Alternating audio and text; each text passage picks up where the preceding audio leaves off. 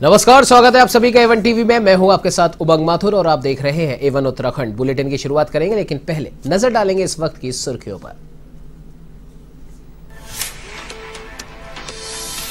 Ukraine में फंसे लोगों को लाने का काम जारी। भारत लौटने पर छात्रों से केंद्रीय मंत्री गजेंद्र सिंह शेखावत ने की मुलाकात। तो यूक्रेन में दूसरे भारतीय छात्र की हुई मौत।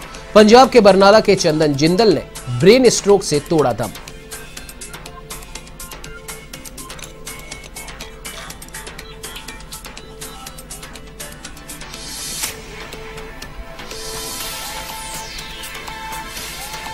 यूक्रेन में फंसे हैं अभी भी उत्तराखंड के कई विद्यार्थी। सीएम धामी ने दिलाया वतन वापसी का भरोसा। तो उत्तराखंड पहुंचे यूक्रेन में फंसे 4 और छात्र। मुख्यमंत्री ने अधिकारियों को दिए सकुशल घर तक पहुंचाने के निर्देश।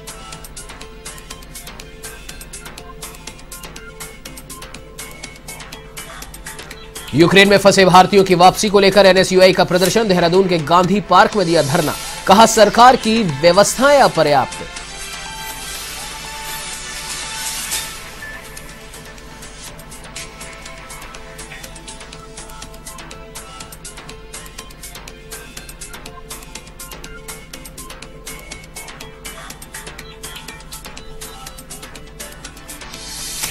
छह मई को केदारनाथ धाम के खुलेंगे कपाट। 10,000 श्रद्धालुओं के ठहरने की होगी व्यवस्था। यात्रा को लेकर जिला प्रशासन ने कसी कमर। पैदल मार्ग में बर्फ सफाई का कार्य जारी।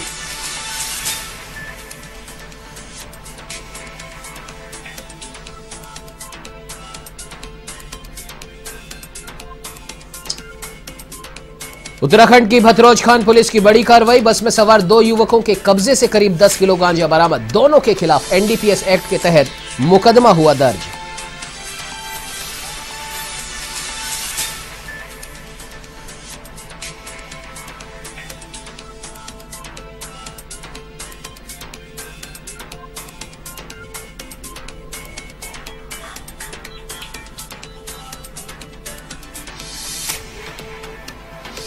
ये बुलेटिन की शुरुआत करते हैं विस्तार से। आपको बता दें कि रूस और यूक्रेन के बीच जारी जंग में लगातार हमले जारी हैं। तो अभी भी सैकड़ों भारतीय छात्र यूक्रेन में फंसे हैं, जिन्हें सुरक्षित भारत लाने के लिए ऑपरेशन गंगा चलाया गया है। और इसी बीच आज भी कई फ्लाइट्स दिल्ली पहुंची। ऐसे में भारत लौटने पर छात्रों से केंद्रीय मंत्री गजेंद्र सिंह शेखावत ने मुलाकात की।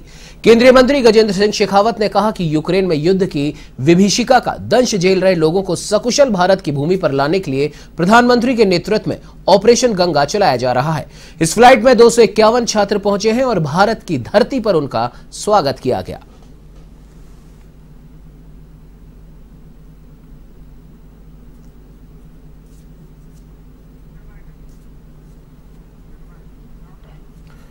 तो यूक्रेन के युद्धग्रस्त इलाकों से भारतीय छात्रों और नागरिकों को निकालने के प्रयास युद्ध स्तर पर जारी है। प्रधानमंत्री नरेंद्र मोदी के आदेश पर केंद्र सरकार के 4 मंत्रियों को यूक्रेन की सीमा से सटे देशों में भेजा।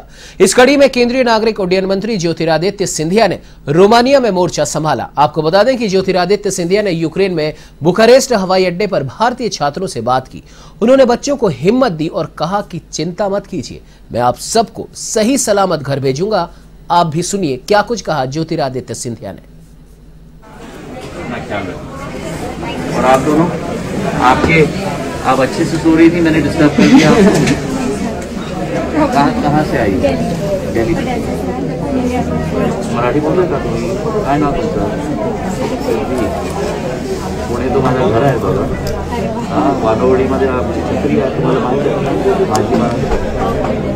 माझे पूर्वज काय करतात होते? ओडिशामध्ये वडील जवळ मोठी झाली, आई बाबा जवळ मोठी झाली।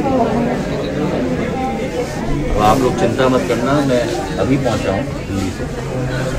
जब तक आप सब लोगों को रवाना करूँ मैं ठीक है। आज एक फ्लाइट जा रही है, मेरी वाली फ्लाइट। कल 4 फ्लाइट आ रही है।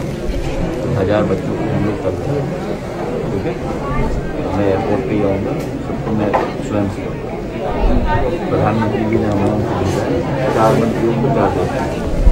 वही डटे रहना है जब तक हर एक हमारा बच्चा सुरक्षित वापस करना। बिल्कुल चिंता मत करो, कोई भी जरूरत पड़ेगी यहाँ तो मुझे बता रहा। खाने वाने का इंतजाम है सर? अभी कोई डिस्ट्रीब्यूट करके गया इंडियन फूड रशिया का नंबर है, कोई बात होगी तो फोन करें। अपना ख्याल रखें।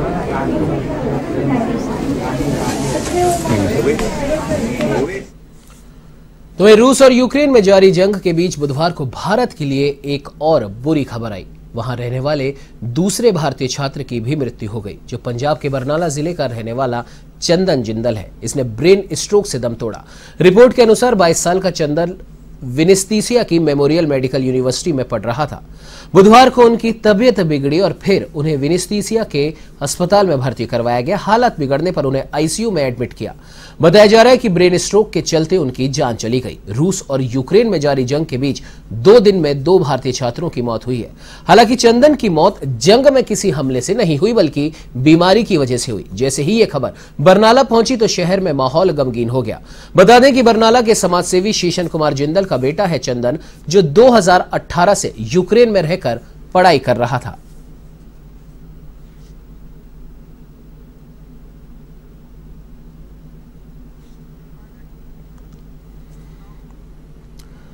तो वहीं जैसे कि आप सभी को पता है कि यूक्रेन में कई स्टूडेंट पढ़ाई करने गए थे, लेकिन अब उन्हें वतन वापसी का इंतजार है।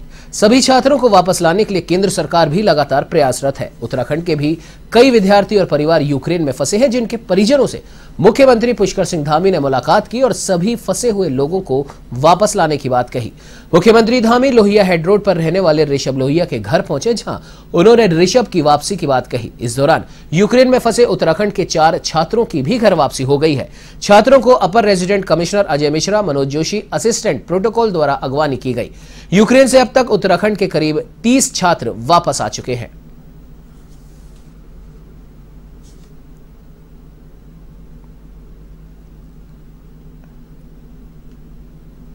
इसलिए हम लगातार विदेश मंत्रालय के और भारत सरकार के संपर्क में हैं। हमारा दिल्ली का स्थानीय आयुक्त कार्यालय भी काम कर रहा है, हमारे नोडल अधिकारी भी काम कर रहे हैं और माननीय प्रधानमंत्री जी ने स्वयं वहाँ पर सभी मंत्रियों की अभी अलग अलग ड्यूटियाँ मतलब निर्धारित की हैं, सभी के दायित्व निर्धारित किए हैं, जो वहाँ से जाकर सब बच्चों को लाने का काम कर रहे हैं।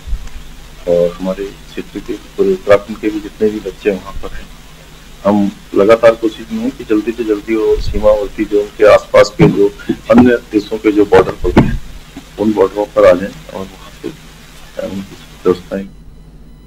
तो जनपद उधम सिंह नगर के जसपुर निवासी पवन चौहान का बेटा दिव्यांशु चौहान यूक्रेन के सूमी शहर में एमबीबीएस की पढ़ाई करने गया था।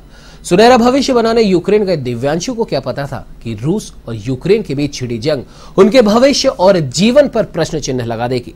दिव्यांशु के परिजनों को बच्चे की चिंता है और इस मारे उनका बुरा हाल है। दिव्यांशु अपने दोस्तों के साथ डर के साए में यूक्रेन में जीने को मजबूर है।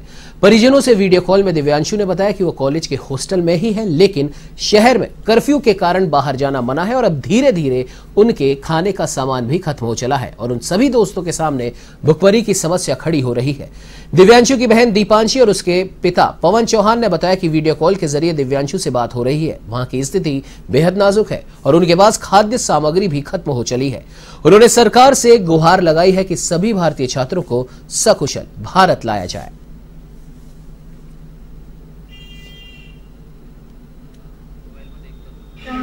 दिव्यांशु कुमार चौहान और 2 साल दूसरा साल चल रहा है। लास्ट टाइम लगभग 6 महीने पहले। ठीक है, अभी तो परेशानी है खाने पीने की, जैसा भी मिलना ऐसी हो रहा है, ज्यादा मिल भी नहीं पा रहा है, फिर परेशानी है। इसे बुला लिया जाए। हमारी सबकी मांग है कि जितने भी यूक्रेन में भारतीय छात्र हैं सबको यहाँ बुलाया जाए जल्दी से जल्दी। हमारी सरकार से ही मांग है कि हमारे बच्चों को जल्दी जल्दी बुलाया जाए और वहाँ स्थिति ज़्यादा खराब है, हमारे बच्चों को ज़्यादा परेशानी खतरा है। इसलिए सरकार से बार बार यही मांग है हमारी कि जल्दी से जल्दी हमारे बच्चे के साथ और जो देशवासी फंसे हुए हैं उन सबको भी बुलाया जाए। तो ये स्थिति यह है कि एक अपने रूम में है, उससे बाहर नहीं निकल सकते और बाहर जाने पर गोली मारने का आदेश है, इसलिए बच्चे बहुत डरे हुए हैं। तो कृपा करके उन्हें बुलाया जाए। खत्म हो गई है और पानी भी बंद हो गया जब से वहाँ का वो पानी का रास्ता बंद हुआ है, बिजली भी खत्म हो गई है और बहुत बड़ी परेशानी में है बच्चे। खबरों में आगे बढ़ेंगे, लेकिन आइए उससे पहले आपको सीधे लिए चलते हैं भारतीय विदेश मंत्रालय की प्रेस वार्ता में। Yeah, okay, related question. Sir, has Russia introduce and sir, this is Kamaljeet Sandhu. I'm from India Today. Sir, has Russia given an assurance regarding safe passage, and is the time till 21:30 today? Is there a 3-hour window for all the students and Indians to walk away to the nearest point, at least 15 kilometers away, as you were mentioning? Siddhant from beyond, how many Indians are there in the conflict zone, especially in the city of Kharkiv? Any number if you can give us? how many you said, right? Yes, sir. Okay. Who else were it here?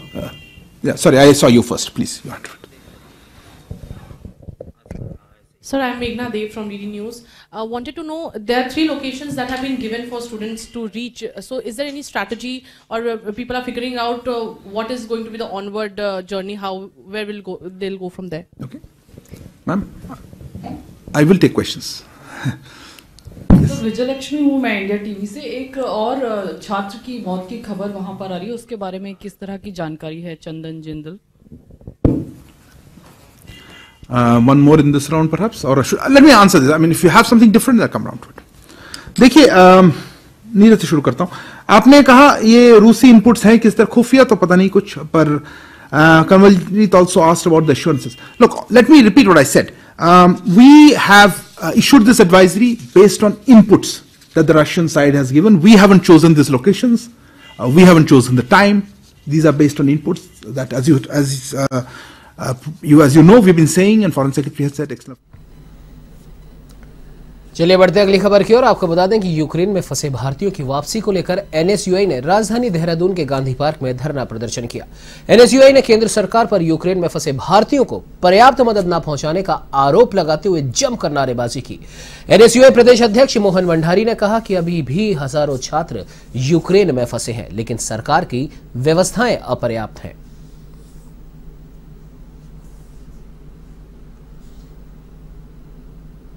जिस प्रकार से Ukraine और रूस के बीच युद्ध चल रहा है और इसमें हजारों की संख्या में जो छात्र हैं वो यूक्रेन में हमारी पढ़ाई के लिए गए थे, लेकिन एम्बेसी के सूचना देने के बाद ही भारत सरकार ने समय पर भारतीय छात्रों को यूक्रेन से नहीं निकाला। आज स्थिति ऐसी है कि हजारों की संख्या में छात्र बॉर्डर पर चलकर आ रहे हैं और वो बॉर्डर पर फंसे हुए हैं। कल कर्नाटक का एक छात्र इस युद्ध में गोलाबारी के दौरान मारा भी गया और हजारों की संख्या में छात्रों के वीडियो लगातार सामने आ रहे हैं कि उन्हें पर्याप्त संख्या में जो फ्लाइट है वो उपलब्ध नहीं हो रही है। और हमारी केंद्र सरकार आज भी यूपी में चुनाव प्रचार में लगी हुई है। हम सरकार से यही मांग करते हैं कि शीघ्र से अतिशीघ्र जो छात्र बॉर्डर पर हैं और यूक्रेन के अंदर फंसे हैं उन्हें वापस कर लेते हैं उत्तराखंड की खबरों की ओर। आपको बता दें कि आगामी 6 मई से शुरू हो रही बाबा केदार की यात्रा में 10,000 से भी अधिक श्रद्धालु धाम में रात्रि प्रवास कर सकेंगे। साथ ही आने वाले दिनों में यात्रियों की संख्या के हिसाब से पड़ावों व धाम में व्यवस्थाओं का इंतजाम किया जाएगा। यात्रा को लेकर जिला प्रशासन ने कमर कस ली है और पैदल मार्ग व केदारनाथ में बर्फ की सफाई का कार्य जारी है।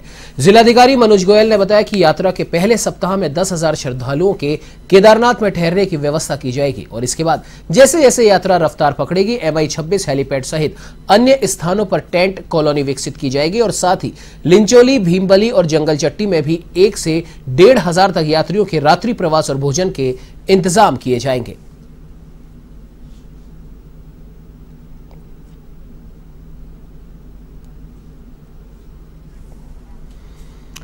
तो ये उत्तराखंड में पिछले 24 घंटे में कोरोना के 47 नए मामले सामने आए हैं। 38 मरीजों के ठीक होने के बाद अब प्रदेश में कोविड के 928 एक्टिव केस हैं।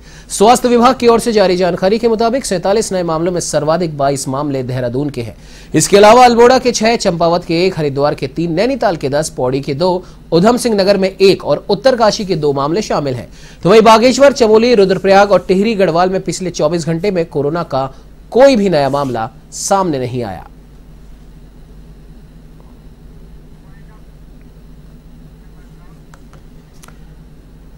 इस बुलेटिन में फिलहाल इतना ही। देश प्रदेश की तमाम बड़ी खबरों की जानकारी के लिए आप बने रहिए हमारे साथ और देखते रहिए A1 TV। नमस्कार।